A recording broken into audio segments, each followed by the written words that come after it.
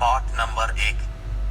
सूरा फातिहा के बारे में कुरान अल करीम में सूरा हजर पारा नंबर 14 आयत नंबर 87 में अल्लाह की ज़ात फरमाते हैं, जिसका मफहूम ये है कि या रसूल अल्लाह, हमने आपको 7 बार पढ़ी जाने वाली आयत और कुरान अता फरमाया।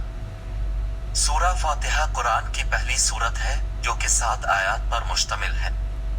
सूरा फातिहा को अल फातिहा भी कहा जाता है, जिसका मतलब खोलने वाली के हैं। मफहूम उसका ये है कि जब हम कुरान खोलते हैं तो हमारे सामने कुरान की पहली सूरा फातिहा आती है, और उलमा इकराम सूरा फातिहा को कुरान की कुंजी भी कहते हैं। एक हदीस में सूरा फातिहा को अल किताब भी कहा गया है।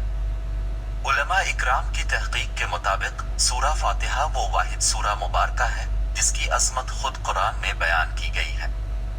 लिहाजा फजीलत के एतबार से कुरान की सबसे अफजल सूरा मुबारका सूरा फातिहा है।